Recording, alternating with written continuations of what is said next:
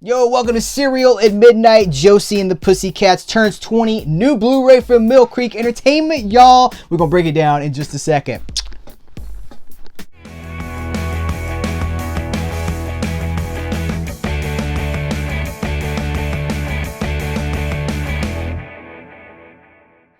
Guys, what's going on? Welcome to Cereal at Midnight. My name is DJ Heath. And I'm Bree. And we are talking about Josie and the Pussycats celebrating its 20th anniversary with a new Blu-ray from Mill Creek Entertainment. From Mill Creek Entertainment, y'all.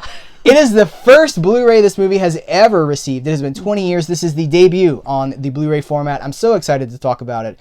Why are we dressed like this, Bree? Dressed like what? And we move on. This is why. So, the movie is about it's a satire of consumer culture and like packaged products. Mm-hmm. And in the world of YouTube and TikTok and all this stuff, like that's bigger than it's ever been. So we thought it'd be fun if we were like packaged, dressed up, and also homaging 2001 and the crazy trends and the TRL style. I got my fingernails painted black because I'm the bad boy, yo. I'm the bad boy, and you are just you. This is Bree. This is you. Josie and the Pussycats on Blu-ray. So there's so much to talk about here. Why don't you start by talking about how exciting it is that it's on Blu-ray and it's uncut and it's in its original aspect ratio? Thank you very much. It is uncut. So this is from the Archie. It's an Archie property, Archie Comics. And when this was released, it's a PG-13 movie. And apparently Archie had some issues with some of the things that were in the movie. So in the early days of DVD, 2001, it got the theatrical cut came out on DVD, and it was in its original aspect ratio. And then Archie was like, we don't like this so much, so they sort of soft replaced it with a PG version that was full frame. It was the square frame for the TVs at the time, because HDTV wasn't really a thing in 2001. And then for the longest time, I've got it around here somewhere, but it was so hard to find Josie and the Pussycats in its original aspect ratio in the original PG-13 cut. And so now this Blu-ray preserves... It's back, baby! It preserves the original theatrical cut, the original aspect ratio. It's all here. All the special features from the old DVD. I'm not going to say all because I haven't done a side-by-side comparison. But I will say many. The many commentary... special features on here. Many Bothans died to bring us these special features. The feature commentary with the creators, the directors, Deborah Kaplan and Harry Elfont, who I want to talk about in a minute. That's here. Backstage Pass. Behind the scenes featurette, deleted scenes, Josie and the Pussycats, 3 Small Words music video, the Du Jour, there's 2 Du Jour music videos, those are here too. I'm excited about this. I love this movie. I saw this movie in 2001 in the theaters, and it did not do well. I just like to add, I didn't. Yeah. This was my first viewing. Why did you not? Were you too cool for it? Do you even remember this movie coming out? I don't remember this movie coming out at all. Okay. But that was kind of a busy time in my life. So this is kind of at the tail end of the teen movie cycle that we grew up at the second, there was the 80s teen movie cycle, the Molly Ringwalds and all that stuff. We're talking about like Can't Hardly Wait, which this is the writers and directors of Can't Hardly Wait. They did this. She's All That, 10 Things I Hate About You. Those movies were coming to a close. Yeah. And this is one of the last gasps of that movement because this is 2001, right? So later in 2001, something happened that was bad. Yeah. And we never got back to this. This went away forever.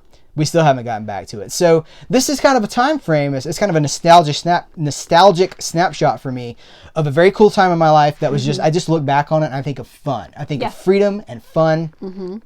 But you hadn't seen it before. We watched it for the purpose of this review. What did you think? I should also say you're a Riverdale fan. So I am a huge Riverdale fan. This takes place in the town. I mean, they're from Riverdale. They're not really comparable. They're not. Can't really compare them at all. But what did you think about? What did you think about? So I thought it was fine. Here's what's really hard, and when you talk, that's my official review. What if that's all you said? It's fine. It's fine. I mean, that's what I often. And then you just got up say. and you walked out. Fine. I mean, look. Here's what's hard, and we talk about it all the time. First of all, I've only seen it once. Yeah. And we really feel that you need to see a movie more than one time. Yeah. Because when you watch it the first time, you watch it for the movie you want it to be, that you hope it'll be. When you watch it the second time, you can really view it for the movie that it is. Also, if I had seen it in my early 20s, it would be a different viewing than seeing it now. this many years later.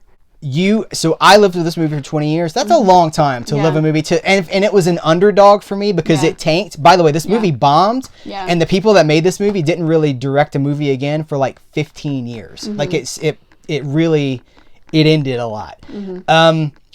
But because I've rooted for it, and I was for so many years, I'd be like, oh, there's so much more to this movie. It's about consumer culture. Like Du Jour, the boy band, and their airplane that they're on has like Target branding all over it, and like Bounce fabric softener. Everything in the whole movie has branding all over it. It's full of product placement that, from what I understand, the companies did not pay for. So they did it just to make a commentary on product placement. This is a satire. Well, it's a satire, but it also, maybe it has its cake and eats it too, because it is a teen movie, but it's also a parody of the teen movie. Right. There's a lot going on, actually. I think maybe it's ahead of its time, and it tries...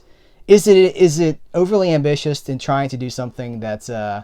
It's trying to point out the hollowness of certain kinds of culture, certain areas of culture, but also being a part of that culture. Right, also being a sincere teen movie with the romantic themes and everything. Yeah. So it's just really interesting that this was ahead of its time in a lot of ways. So for you, dialogue's not necessarily great because it's a teen movie. Yeah. But for me, it had a lot of things that as a person who was kind of the age of the characters in the movie, I was like, this feels like the world I'm living. It's a smart assessment of the world I'm living in. Yeah. So. I don't know. I like the message of the movie and like we've talked about, being yourself and not letting someone else decide for you what you like or don't like. And like what you like. Yeah. Go against the flow. Don't worry what the crowd's doing. Just be true to yourself. And I think that's become a rare message. It was surprisingly rare. But anyway, this movie is, for me, it's a real treat. And I'm so happy to have it on Blu-ray. It looks good, sounds good, all those special features back in its original theatrical cut. There's a lot for me to love here. And if you haven't seen it, check it out. There's so much more going on than I think this cover art would lead you to believe. But any final words? Anything we want to wrap up with? It's like your Jerry Springer word of the day, your final thought of the day. It's fine. It's fine. All right, guys. What do you think about it? Let us know in the comments below. We will continue the conversation. So until next time, take care. We will catch you later.